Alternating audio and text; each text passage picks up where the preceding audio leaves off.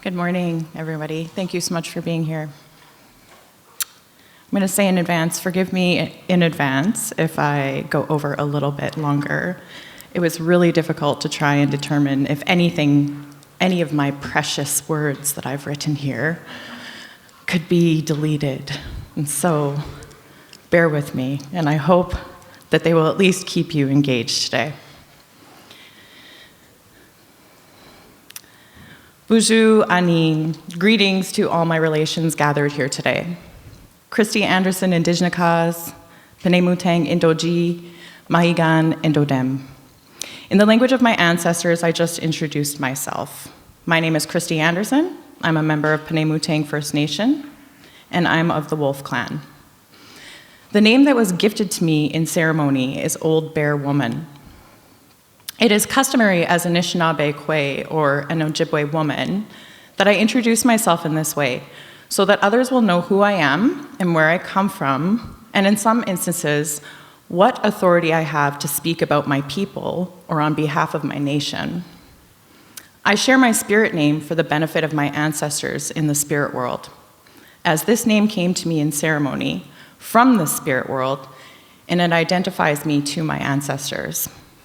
It is my hope that I will bring honor to their teachings that have survived, despite the concerted colonial efforts at attempted erasure of this timeless wisdom.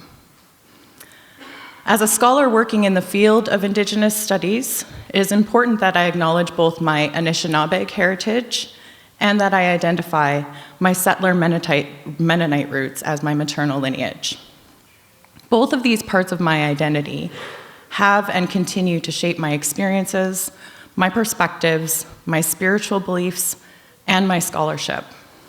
My personal commitment to restoring or developing good relations with both my Indigenous and non-Indigenous relatives lies in my pursuit of teaching and telling the stories of my people through research, so that we may all move forward towards understanding truth, working tirelessly for justice, and achieving reconciliation together in the heart of Turtle Island. A key part of my identity and what I bring to this talk today are my spiritual beliefs and life experiences. While I'm a new face to many in this place today, there are also many here who know me and know that I identify as a lover of Jesus and critic of the church. Let me explain. Briefly, my father was Anishinaabe, and he was an Indian residential school survivor, while my mother comes from a Mennonite background that was culturally and ethnically Mennonite, but not religious. In my family experience, colonization was extremely effective. My father, while a fluent Anishinaabe-Moan speaker, completely rejected anything cultural or spiritual about his own heritage, and adopted what I would deem a flimsy, hollow version of Christianity that was devoid of love, acceptance, and compassion. Sadly, he passed on to the spirit world, knowing little of the beautiful cultural and spiritual practices of his people, and tragically, not knowing the healing power of a transformative relationship with Jesus. As his estranged daughter, it is my perspective that my father lived his life as a tortured soul, with his residential school experiences haunting him for his entire human experience. My mother's settler family, who helped raise me, while descendants of strongly religious orders, were not religious, as I mentioned, and did not pass on any spiritual practices or beliefs to me and my sister. We simply were not introduced to spiritual principles of any kind as we traversed our perilous youth. As a young adult, I had a spiritual crisis that led to a spiritual awakening. I had long navigated an extreme sense of loneliness and emptiness that plagued me my entire youth and young adult life. I was disconnected from both spirit and any sense of community, particularly from my Anishinaabe side. As a young adult, desperately searching for meaning in life, I finally gathered the courage to ask my father what he knew about the sweat lodge. And his response was this: "Oh, I don't know anything about that." I don't do any of that stuff. The answers are in the good book. And that was that. My 20-something-year-old self in my second year of university and learning about colonization for the first time burned with anger as tears fell down my face. At this point, I'd come to associate Christianity firmly with colonization, and I recall saying to myself, I want nothing to do with the God of Christianity, not after what Christianity had done to my family and all our Indigenous relatives on this land. You could say that I spent the next few years quite adamantly rejecting Christianity, yet openly seeking a spiritual solution to my broken human problems. My child is just texting me, my apologies. Get to you later, baby. On July 27, 2006, I had a spiritual awakening, and it was Jesus who met me right where I was. Broken, tired, and hardly a will to live. Yet, something inside of me knew that a better life was possible, and I desired Mino-Bimaadiziwin, a good life, deep within my soul. All this time, I'd been disconnected from my Anishinaabe heritage, language, culture, and family, so I started rebuilding my life in the church. The church solution worked for almost a decade. In that time, I attended Sunday services faithfully, joined book clubs and programs like Alpha. I was baptized as an adult. I believe I have a picture of that right there. That's my adult baptism. And I dedicated my 2 children in Protestant churches. All the while, I felt my spirit being renewed as I grew deeper in relationship with Jesus himself. Yet, the healthier I got, the more I felt this intense feeling. I do not belong in the church. I started to question the church leadership about what they were doing to be in relationship with the Indigenous peoples I saw come in and sit alone in the pews on Mission Sunday mornings. I thought to myself, how can the church be so committed to collecting money to essentially continue the missionary, read colonial, projects across the world and be so blind to what was happening in their own backyard? So I did pose the question and was essentially asked for my ideas and given permission by the lead pastor to do that work. But the work I saw that needed to happen was with the non-Indigenous folks in the church. So I offered a solution. I sent a lovely email to the lead pastor of the church I had attended faithfully for many years, offering to teach an introductory Indigenous studies course to members for free, given that I was completing my master's in this area of study. I was met with complete and utter silence. No phone call, no return email, nothing. So, disheartened, I left the church. Around the same time, I was beginning to explore my stolen history, culture, and ceremonies of my Anishinaabe ancestors. I was attending sweat lodge ceremonies, teachings, feasts, powwows, pipe ceremonies, anything that I could to learn the spiritual wisdom of my Anishinaabe ancestors while relearning our histories from Indigenous perspectives. Thus began the painful process of decolonizing my own Western indoctrination of Christianity.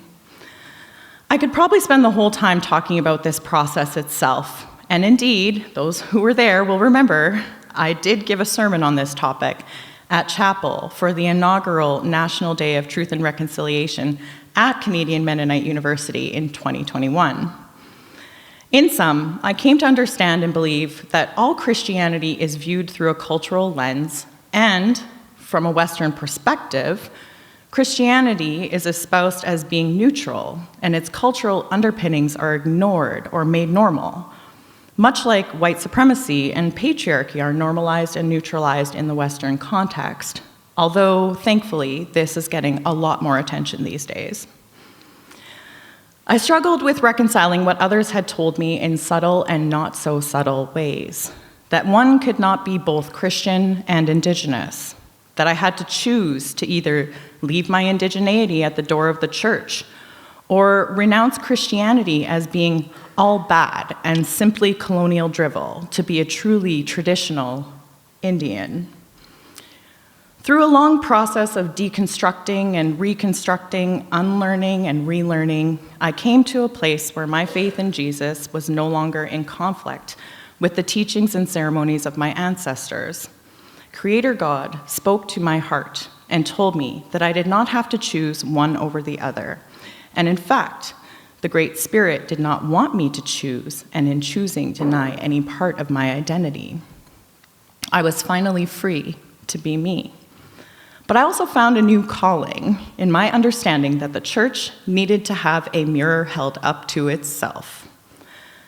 Thus, my journey, in Cole's Notes version, of how I became a lover of Jesus and critic of the church, which, by the way, Jesus was, from his preteen years, critical of the church and the ways in which it assigned power to a few men and limited the participation of many, including women, within its structures. But I digress. Why is it that I share my personal story with you before even touching on our topic today? It is my belief that our stories, our identities, our experiences shape who we are in such profound ways, and I wanted to provide you with a proper context to how I come to this work. I, like many Indigenous peoples of my generation across this land, come to understand and know Indigenous worldviews and teachings later in our lives because colonization has been so effective at destroying our connections to our families, communities, and nations, just as colonization has attempted to erase the wealth of wisdom that resides within our stories and teachings. My journey of reconnecting to my community, family, culture, traditions, and ceremonies started in 2011 in, of all places, one of the most contested spaces that has reproduced colonial histories, reinforced Eurocentric ways of being and understanding the world, and diminished, some might even say eliminated or erased, the rich cultures of many Indigenous nations, including my own. My journey of reclaiming and reconnecting began at the University of Manitoba as I embarked on a path of learning the true histories of the original peoples of this land from Indigenous perspectives. I started this journey, like many others I know, paradoxically, in that Western post-secondary education institution, and for me, that path was my master's degree. That was over a decade now, and in many ways, although academia considers me to be an expert in my area of study, I feel like a toddler, or perhaps a school-age child at best, when it comes to unlearning Western values and practices while relearning from an Indigenous worldview. I must begin this discussion about being a good relative and living a good life by first making a few distinctions for everyone. Firstly, I'm not a knowledge keeper or expert in all things traditional knowledge. It is important to make clear the distinction between traditional knowledge and the academic discipline of Indigenous studies. The two are not synonymous, and although you will find the wisdom of traditional knowledge woven into academic knowledge, we must not confuse them as being one and the same. They are distinct forms of knowledge, and they are learned, processed, and applied in different ways, even when we merge the two together. Traditional knowledge, as passed on through storytelling, songs, ceremonies, and learning on the land from knowledge keepers and elders, is unique. The second caveat that I must address in this talk, you will hear me use the term Indigenous. In my academic discipline, we acknowledge that language is powerful and how we describe or name people, places, objects, and even processes is of critical importance. As a scholar, I choose to often use the umbrella term Indigenous in a manner that acknowledges that we are many autonomous and different nations, both within the land now known as Canada and across the globe, who share a similar experience of colonization, oppression, and resistance to colonial power. While Indigenous peoples stand united on many fronts, we're not homogenous. We have our own unique, nation-specific sacred laws, stories, cultural practices, ceremonies, languages, and ways of being and understanding the world and all of creation, as well as how we are to be in good relation to one another. We are unique in many ways, but for the purpose of today, I focus on the threads of our commonalities, the values and teachings that we hold in common across our nation-specific and therefore place-specific stories and teachings on how to live a good life, how to be a good relative, although many of the teachings I will share are from an Anishinaabe perspective. In some, I'm not a traditional knowledge keeper. I've not trained to hold that special knowledge, but rather I am an academic who happens to be Anishinaabe Kwe, and on my own journey of reclaiming the teachings of my ancestors. I am both teacher and student in rediscovering what it means to be in good relation with other people and with other non-human relations in the world. Specifically, I have a personal investment in understanding how Indigenous worldviews about being a good relative can help us further the work of achieving justice so that we may advance our collective efforts towards reconciliation. I'm just gonna take a sip of water. It's a lot of talking.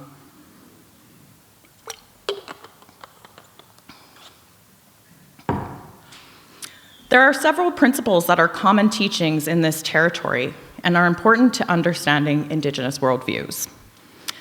One that you will find almost universally in Indigenous teachings is the principle of reciprocity.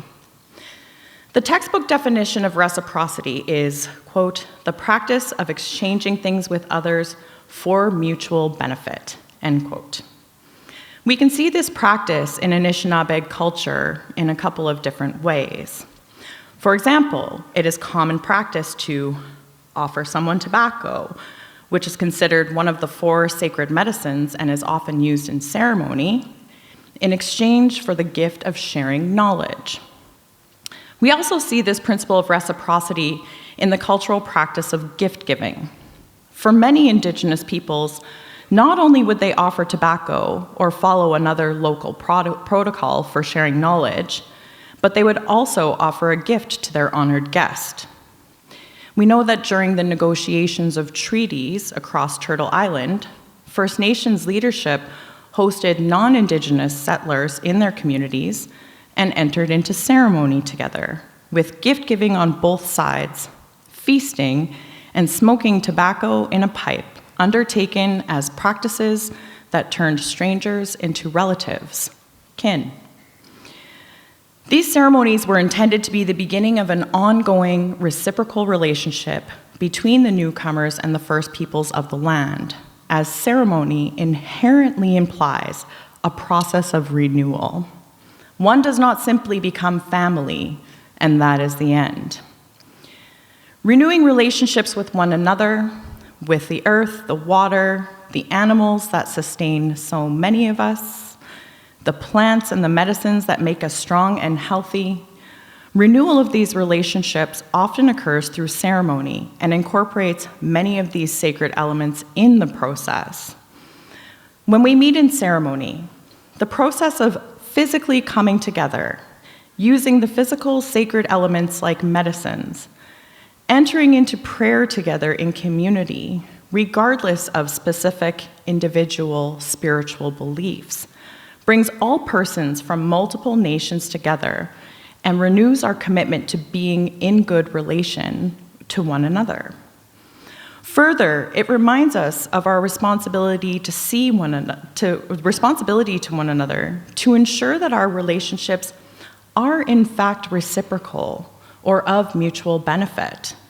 For many, prayer and ceremony is a time to revere our interconnectedness and interdependence upon one another and all that encompasses Mother Earth.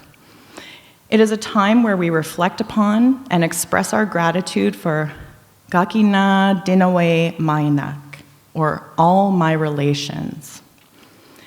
Ceremony is an opportunity for all of us to renew our commitment to honoring respectful, reciprocal relationships with not only our human relatives, but all of our relations, including the earth, the water, and our other non-human relatives, which, in Indigenous worldviews, are to be respected as equal because they are entities that also have spirit. A few years back in 2016, during the Standing Rock Sioux protests against the Dakota Access Pipelines in what is now known as North Dakota, there was a rather large campaign that emerged in Indigenous country stating, "Water is life." Some of you closer to my generation will remember this campaign. It was very successful, and you can still hear "water is life" has become a bit of a mantra. This protest emerged from the Indigenous perspective that water has spirit, and the water cares for us as humans. It literally gives us life. We cannot survive without water. This is one example of our non-human relations that we are to be in good relation with. The water takes care of us, therefore we have a responsibility to be a good relative to the water by caring for it and ensuring that it will be available as a resource for the generations that come after us. In fact, a popular Anishinaabe teaching tells us that we should think about how we are caring for the water, not just for the next generation, but for the next 7 generations. This philosophy requires that we all consider how we are in reciprocal or mutually beneficial relationship with not only each other, but the land, the animals, the sky or air, and the water in ways that consider the needs of the future 7 generations that have yet to call this place home. In Western societies, we are groomed to believe that Western laws are the ultimate expression of civilization, and that the law is neutral, universal, and provides blind and equal justice to all of its citizens. We are also trained to believe that the legal system is the source of morality. In Canada, what is followed is a combination of British common law and French civil law. I am not here to argue about the efficacy or justice of this system. That is for another lecture. But rather to draw our attention to another set of laws that provide spiritual and moral principles that teach us how to be in good relation to one another. If you're from this territory, you may have heard the terminology sacred laws or natural laws, or even the 7 sacred grandmother or grandfather teachings. To be clear, this is where we will find some diversity amongst Indigenous groups across the globe. That is, the laws that govern different peoples. But for our purposes, it's important to consider the laws that govern the relations of the first peoples of this territory. These natural or sacred laws existed long before Europeans arrived, and they've governed human relations of the first peoples since time immemorial. Importantly, many of these sacred or natural laws are embodied in the stories of the people and connected to the land. Anishinaabe legal scholar John Burroughs is renowned for his scholarship in Indigenous laws.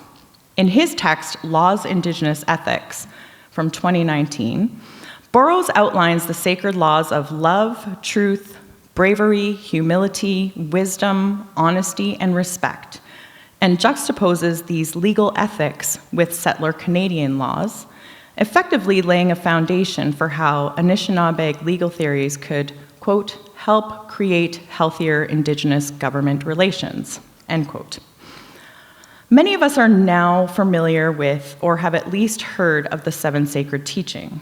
However, the methodologies of Indigenous laws reveal much about Indigenous perspectives on teaching and learning how to be in good relation with one another. If we think about the basis of Western legal traditions, there are a particular set of rules that govern human relations, and the law is posited as a negative outcome of not following said rules. Civil laws, for example, are framed as general principles that deal with disputes. In other words, the settler Canadian legal tradition of dealing with human conflict is comprised of a series of stated infractions with penalties assigned to persons who break the rules. It is notoriously punitive in nature and has been mobilized to over-incarcerate Indigenous peoples since its incorporation in settler Canadian society. Indigenous laws also deal with human conflict, but this conflict is illustrated through storytelling. Indigenous peoples come from oral rather than written societies, and thus use stories to teach lessons and engage the listener in critical thinking aimed at teaching what it means to be a good relative and live a good life.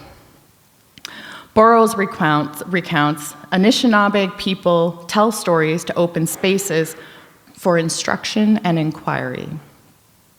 And the teachings of Elder Basil Johnson recounted in Burroughs' text demonstrate that stories are invitational in that they enhance our growth in a holistic manner.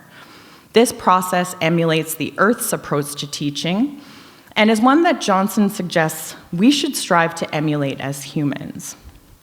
Stories contain lessons that help us resolve conflict, but they also provide us with instructions to avoid conflict by centering relationships.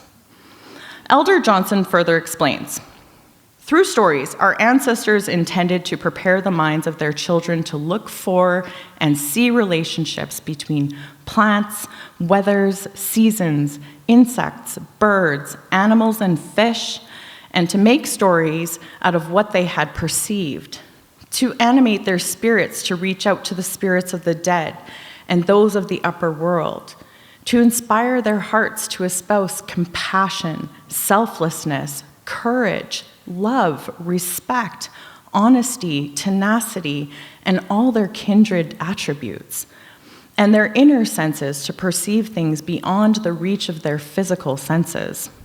What men and women teach, implanting their understanding in the minds and hearts of others, so that the lesson is replicated many times over. The word that describes human teachings is gagi Mino-Bimaadiziwin in our language. Forgive me, ancestors, I'm trying.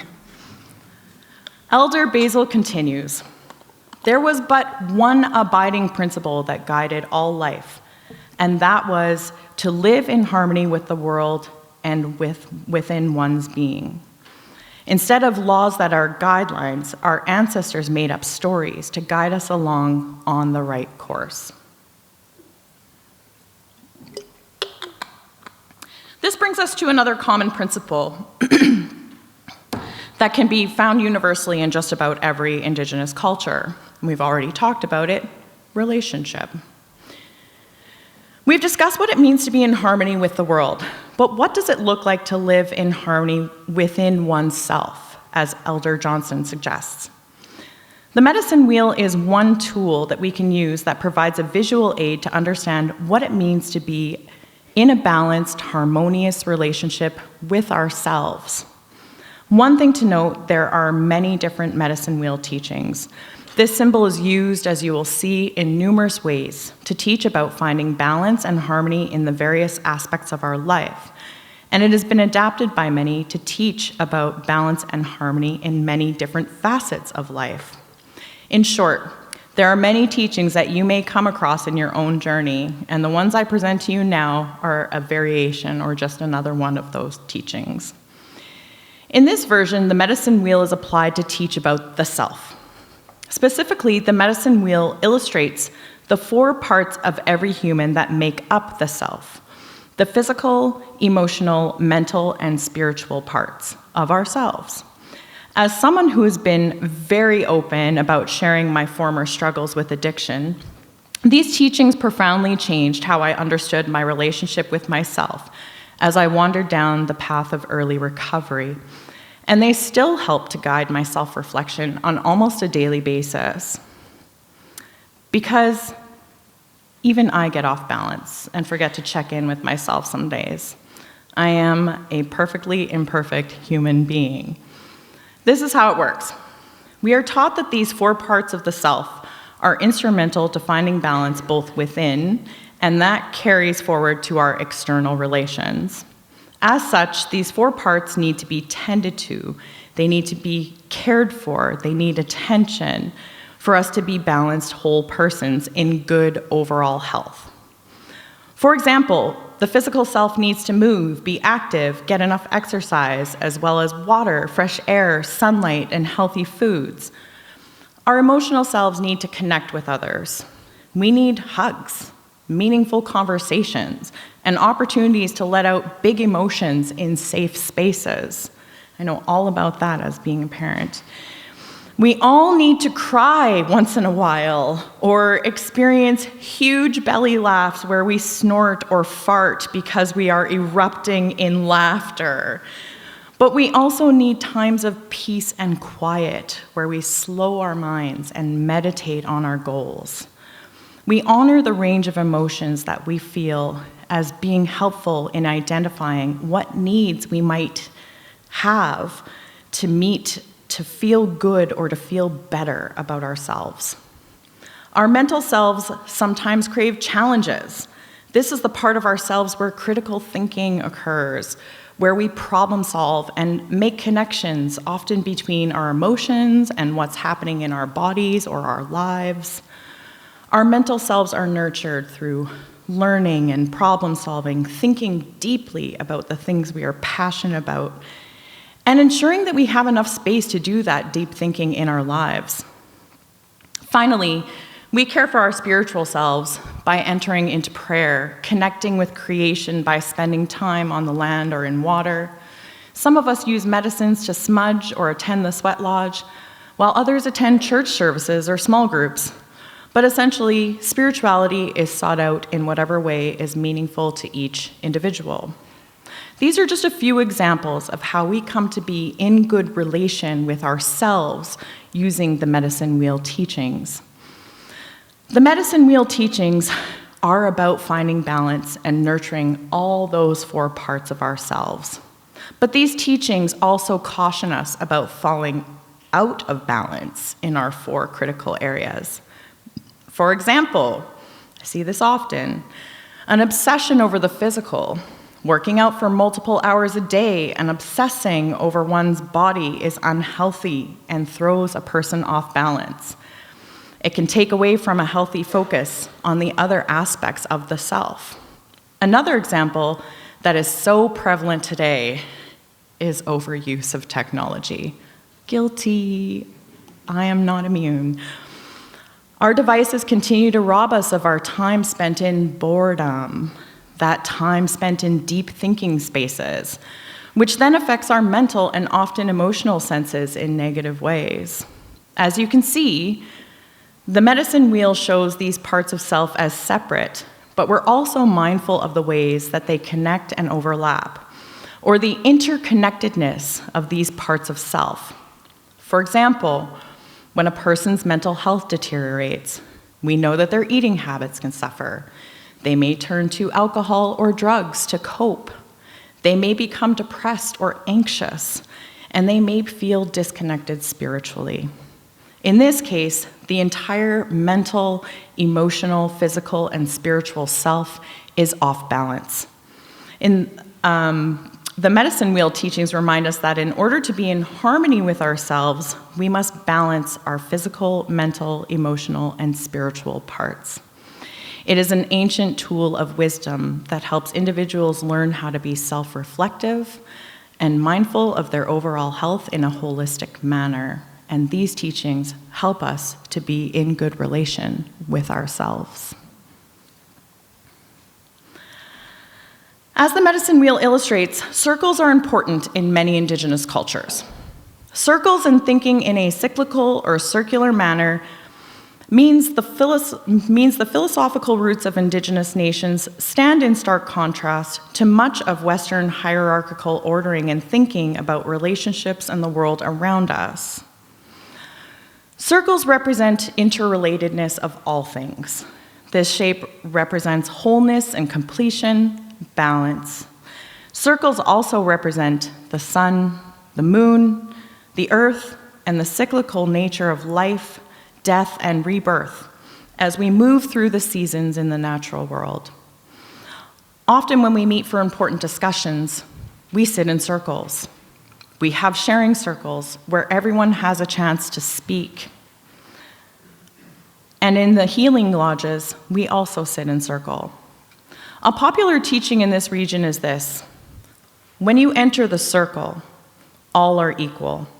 No one is higher than the other. In other words, no matter what social position or work title you hold or do not hold, everyone in the circle is equal and has an opportunity to share their perspective in the circle.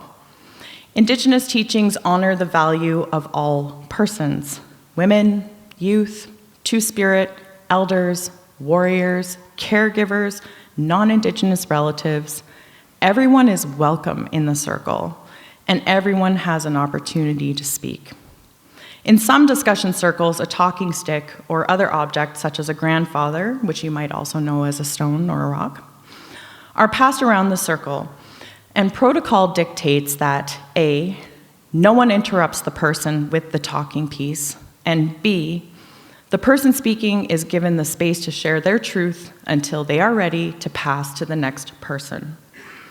This practice embodies the belief that every single person has inherent worth. We are not defined by our titles or how much money we make, how much buffalo we hunt or berries gathered. We are all valuable and have much to contribute to our communities.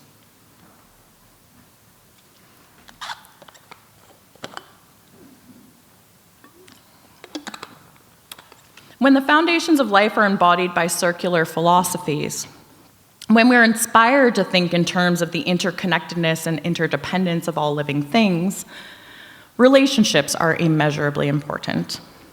In this diagram created by Alexandra King and adapted from the work of Kathleen Absalon, King describes the Indigenous self in relation to others. And this is a big quote, but this is a depiction of the Indigenous self as a spiritual web of relations. Eagle feathers represent the spiritual nature of self-relations. The concentric circles represent the Indigenous self as reciprocally interconnected levels of beings, individual, family, community, nation, society, that exist within creation.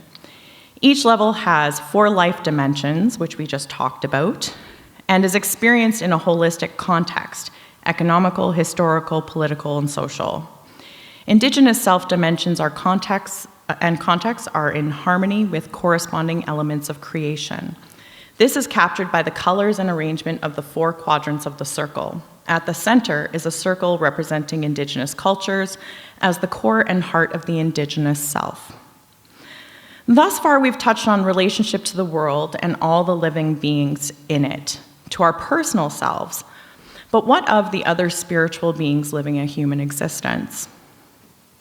Indigenous worldviews take a concentric view of these relationships, as demonstrated in the diagram shown here. After our relationships with ourselves, naturally, we have family. Families are structured differently for many Indigenous cultures. Sometimes what are cousins in a Western context can be considered aunties and uncles in an Indigenous context. And in Indigenous contexts, aunties and uncles are more like grandparents sometimes. No matter their structure, family is considered beyond the nuclear family and includes extended family and persons adopted into the family. Next, we have community, which can also look like many things. My community can look like my First Nation, which is a community. I have a campus community at the University of Manitoba, or urban Indigenous women are also one of my many communities. This extends to the broader Indigenous community, both locally and across Turtle Island. Being in relationship to community looks like many things and depends on where I am, who I am with, but everyone is considered my relation and community. Then we have our relationship to our nation. For me, as an Anishinaabe Kwe, I'm a relative to other Anishinaabe peoples, and I have a responsibility to my family, my community, as well as my nation. As Anishinaabe Kwe, I have a responsibility to all my relations to find my own way to contribute to the greater good for every level of relationship, including broader society beyond my Indigenous relations. In the societal sense, I represent my people in spaces where many of them do not have a seat at the table and where their voices are not heard. This, to me, is one of the ways that I strive to be a good relative and ensure that the perspectives, desires, needs, and wants of my family, community, and nation are heard, recognized, and implemented in society. While we can and do visualize and think in terms of these concentric relations, it is in practice often more complex than this.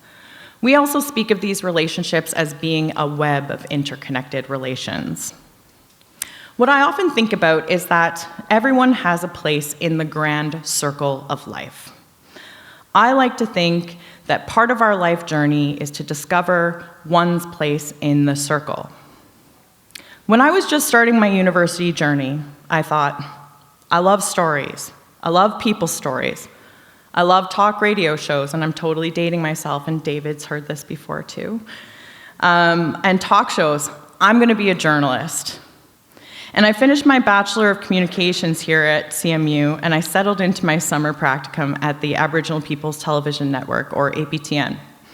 I was convinced that I was going to tell the stories of my people, that my writing skills and love for journalism would be how I found my place in the circle. I had applied to graduate school and was accepted when APTN offered me a job as a reporter. I was ecstatic and thought, this is it, I'm living the dream. As summer drew to a close, they rescinded the offer due to budget issues, and I moved on to grad school, and I thought to myself, how did I get it so wrong? I thought this was my destiny, to share the stories of my people. Only once I started my doctoral degree did I realize that I did not get it wrong, and that I was going to tell the stories of my people, just in a different way than I had first envisioned it. I was going to tell the stories of my people, amplify their voices and perspectives through research and teaching. I am forever grateful to know where I stand and what my place is in the circle today. I try to use my talents and spend my time educating others and telling the stories of my people for the greater good of my family, communities, nation, and for the benefit of broader society. All right, this is the fun stuff. If you've hung in with me this long, now you get the fun cultural stuff. While this concentric or web of life way of understanding connectedness is one way that many Indigenous nations theorize relationality, there are other spiritual teachings that help us understand our role in community and place in the world.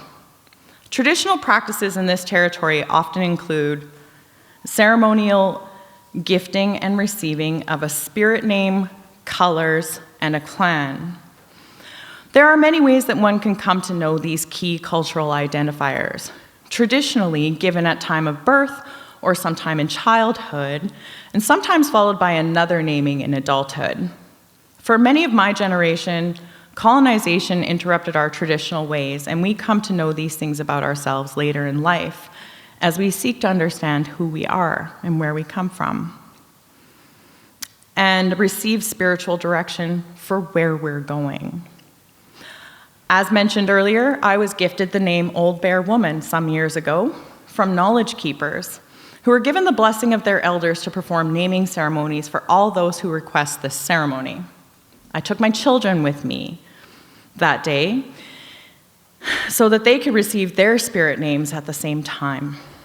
Right before we entered the lodge, my eldest son enthusiastically shared a following story of my childhood with our ceremony leader and friend. When I was a small child, my parents took me to my father's reservation. They had some plyboard out on the ground, and the community was gathered to eat, play music, and dance. An elderly woman in my community named Christy Bear loved watching me dance and try my hand at jigging on those plyboards. She must have felt a connection to me because she named me after herself and started calling me Bear. That name stuck with me for life. My dad would call me up and say, "Hey, bear, it's your pops." And I was known as that to my Anishinaabe relatives. They still to this day call me Christy Bear. That spring day in the lodge, the knowledge keeper told me my spirit name, Old Bear Woman. It made perfect sense to me, and it still does. The bear in our teachings represents courage, and there are so many times in my life where I've had to be courageous, strong, and brave. The old bear has faced numerous dangerous, terrifying challenges in their long life, and shows others that living by their heart and spirit through faith, though difficult, it's possible.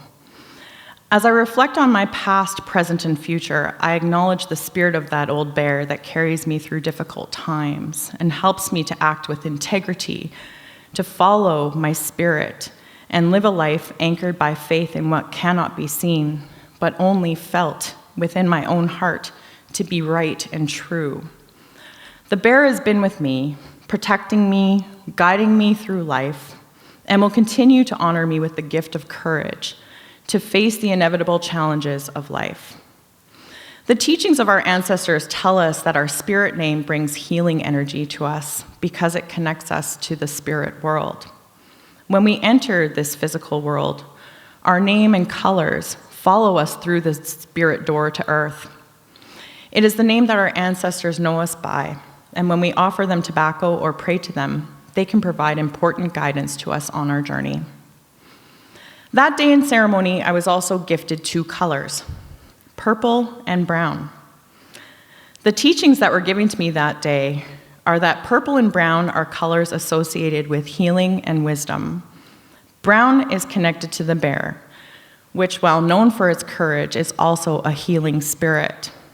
Purple, while also known for bringing its healing power, is sometimes associated with wisdom. Wearing our colors in our ribbons, like on my skirt today, and other traditional clothing like regalia, are considered part of living a good life or walking in a good way on Mother Earth. Our colors come with our name. The two are interconnected and represent parts of ourselves that are powerful and spiritually bonded. The final gift that we received that day was the awareness of our clan lineage, or Dudem. Given Indigenous people's connection to the earth and the natural world, our clans are of the animal realm. While the types of clans vary from nation to nation, there are many nations that have the same clans within their governance structures and ways of being in relationship with one another.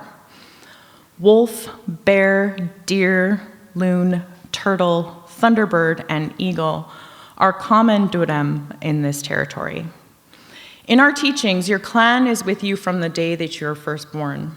It is like having an additional family of people that you can rely upon, like an entire clan of siblings that look out for one another.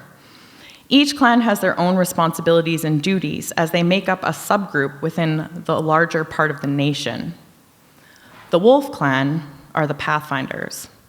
We are the ones that guide people and show them how to live their lives the way Creator God intended.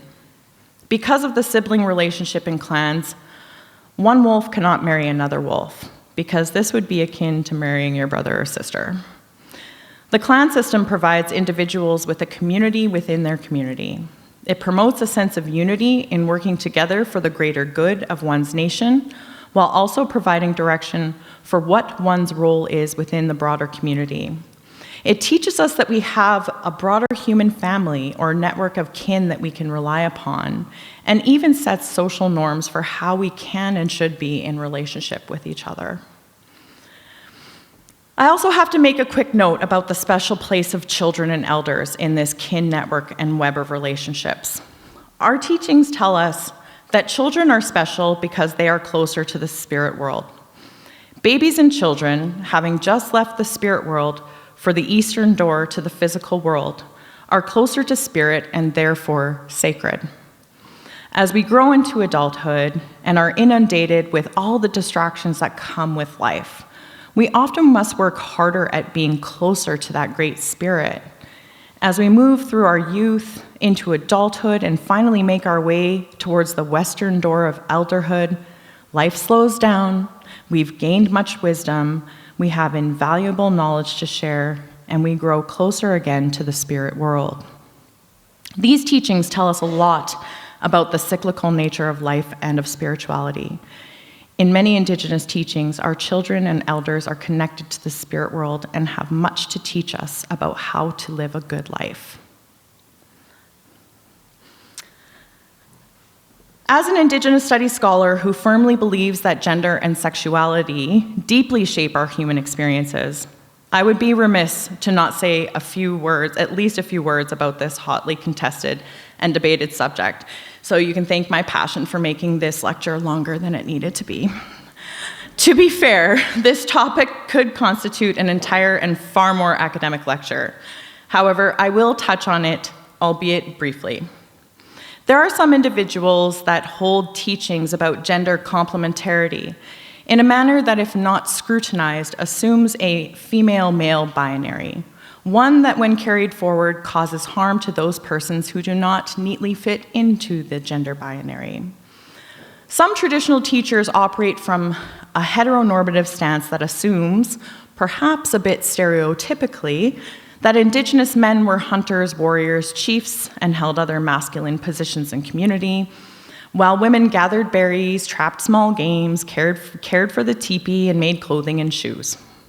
While this is not completely incorrect, it is a means of explaining social organization that is far too simplistic for the diverse lived realities of Indigenous peoples. There are many stories of men who chose to work with cloth or weave baskets, as well as women warriors who assumed a protective role for their communities. There are many examples of matriarchal nations, such as the Haudenosaunee Nation, whose grandmothers ultimately held the decision-making power to remove chiefs from their position if they failed to act for the greater good of the community. Further, these matriarchal communities were instrumental in passing on the clan lineage to all newborns, and men who married women would leave their family and clan to join their partner's house and become a part of their lineage. To interrupt the illusion of gender sexuality binary even more, some nations held two-spirit people to high esteem, recognizing their connection to both feminine and masculine spirits as being unique, special, even sacred. There are many other examples that illustrate how genders relate within Indigenous communities and nations. However, what is important to note is this. Every nation has their own understanding of gender roles, but many of them were flexible and honored the expression of the individual, their own understanding of themselves, and their role in the community. And today, most insightful traditional teachers rely less upon rigid gender binaries and lean into other teachings about love, acceptance, and holistic personal development. They honor what each community member understands about themselves, and they honor their truth in a way that respects the individual in their life journey of discovering who they are, where they come from, and where they are going. My final reflection on gender is this. As an Indigenous feminist scholar engaged in research that examines social relations and phenomena, we have a responsibility to refuse and reject essentialist conceptions of gender and heteronormative sexualities that cause harm, and a duty to critically engage with traditional teachings when they perpetuate harm against others. Colonization has stolen and distorted certain traditional teachings, and we must work to recognize the infiltration of fundamentalist, Victorian-era Christian ideals of femininity and masculinity that have permeated some of our traditional teachings. If we fail to examine gender complementarity or notions of gender balance in Indigenous communities without critical analyses, without questioning where the protocol or rule comes from and what purpose it is serving, or rather, whose agenda it's furthering, we run the risk of perpetuating harm against our relatives. Where discrimination or bias thrive, this is the place where relationships die. At the heart of all Indigenous teachings, the central message is about being a good relative to others. How we treat our 2S LGBTQ and women-identifying relatives is indicative of the health of our nations. We're so close. Stay with me, folks. We're almost there. Western cultures are obsessed with productivity. We are taught from an early age that we must produce to be useful to society. Achievement, performance, and climbing the corporate or academic ladder have shaped us into persons who almost instinctually introduce ourselves to new humans by stating what it is that we do. I must admit, I am not immune to this acculturation, nor am I suggesting that it's entirely bad that we have a certain amount of pride in what we do as humans. My concern with this cultural phenomenon of leading with our doing foot first, the superficiality of equating who we are with what we do, and secondly, how this equation of doing is often marked by our productivity. If we examine Indigenous worldviews on what it means to be human, Indigenous philosophies challenge this Western default. We can see that Indigenous teachings are much more concerned with who I am, what my values, gifts, talents, passions are, and how I mobilize these for the greater good of my family, community, and nation, as opposed to what I do and how much I produce while doing. Indigenous worldviews are inherently relationship-driven, while this Western mode of human value placed on production promotes individualism, a false sense of meritocracy that ignores the social stratification that privileges whiteness and masculinity, and sadly, toxic workplaces that encourage stepping on others to secure top positions in hierarchical institutions. Thus, we all find ourselves stuck in the proverbial rat race to secure our economic wealth, often at the expense of flourishing in communities that value people for their inherent worth. Furthermore, Indigenous worldviews contain values and teachings that do not automatically discard those who are differently abled, elderly, or struggling with any number of social challenges that are prevalent in the world today. To close out our time together, I want to share with you an excerpt from a story shared by Negon Sinclair in the Winnipeg Free Press this week. Dr. Negon Sinclair shared a piece called "Teachings Tell Us the Importance of Uniqueness" to honor Indigenous Disability Awareness Month just this past Monday, so you can thank him for extending my lecture too. In it, he shares a story about Mino-Bimaadiziwin. Mino-Bimaadiziwin played with her eyeballs. I'm bringing this down for you a little bit. But in the story, Mino-Bimaadiziwin played with her eyeballs, tossing them up in the air until one day they did not return. Here's an excerpt from the Anishinaabe story. Mino-Bimaadiziwin was blind. She stumbled around for a long time, sad. Soon, Mino-Bimaadiziwin discovered something amazing. She experienced the world in new ways. She heard more clearly. Her sense of smell was keener. Even water tasted different. Soon she realized she had more gifts without her eyes, not less. Mino-Bimaadiziwin learned to use her body in new ways. She gained more knowledge and learned new tricks. She learned her eyes were incredible parts of her, but so were all of her parts. She played and danced and had fun again. Mino-Bimaadiziwin did eventually regain their sight, using the gum of a spruce tree to form their new eyes, but she never forgot the teaching of how she lost her eyeballs. Dr. Sinclair continues, "The Mino-Bimaadiziwin story is about disability, or rather, ability, since there is no real traditional word for disability in Anishinaabe-Moan or in most Indigenous languages. The closest word I've ever heard for the term is Mennonite, which Anishinaabe-Moan teacher Pat Nengwans tells me means a permanent inability to walk straight. The word might describe what some disabled persons do, but not what they contribute to the Anishinaabe world. For that, we have to return to the first part of the word, Magizi, which means needs empathy. This is closer to an Indigenous understanding of disability. Being born with distinct abilities, without a limb or carrying unique needs, isn't a deficiency in Indigenous traditions. In fact, it's the opposite.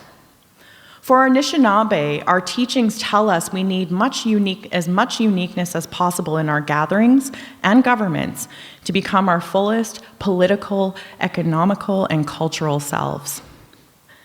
Having an extra chromosome, a dynamic ability to learn, or using a wheelchair is something to be valued because it helps the community learn, grow, and thrive.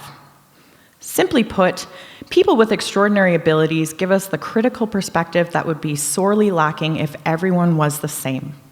In ceremonies, for example, everyone has the opportunity to sing, dance, contribute. People who are very unique offer more. Deaf people challenge us to experience sound through other senses, such as touch. People with anxiety or depression exemplify the value of process and silence. Communities who have members with multiple sclerosis or Parkinson's disease teach families and entire nations how to be creative and patient. Elders and knowledge keepers remind Indigenous communities every human and non-human has a gift that must be shared with the universe in order to make it whole. Sometimes these gifts are the ability to do remarkable, superhuman things. Sometimes these gifts are the ability to communicate with beings many of us cannot. Sometimes these gifts involve incorporating materials in the body, such as metal, plastic, electronics, or eyes made from the gum of a spruce tree. This is what Indigenous peoples believe when we are honored with a relative in our lives who is absolutely, fully, and completely unique. They are able in every way, making us all able in the process. It's the end of that. Indigenous worldviews teach us that all humans are valuable, but that no human is above the other or above creation. They teach us that our gifts are precious, but that they are most valuable when applied in the context of community. Indigenous worldviews remind us of the need for respectful, reciprocal relationships and provide the outlet, ceremony, for renewing those commitments to one another. These perspectives teach us that we must first be in good relation with ourselves, that we must find balance in our whole selves in order to be the best we can be in our relationships with others and the world around us. Indigenous teachings, stories, songs, and ceremonies remind us that remembering everyone and everything in the world around us is to be revered as Gagina, Dinawe, Mahinak, or all my relations, and that is the key to living Mino-Bimaadiziwin, a good life. If you stuck with me, bravo to you. Chimegwech.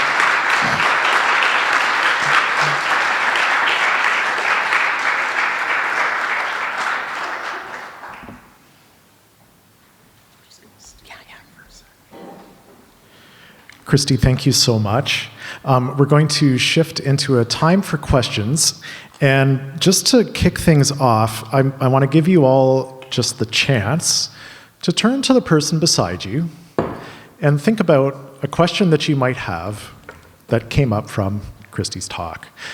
So take just 1 or 2 minutes to do that. Think about a question that you might want to ask. And then we have Karen on my left, on your right, Janet on your left, who will have mics. So I'll just give you a couple minutes. Okay. So let's see what questions we have for Christy. We have, I think we have about 10 minutes for some. So if you have a question, put your hand up and Janet or Karen will find you.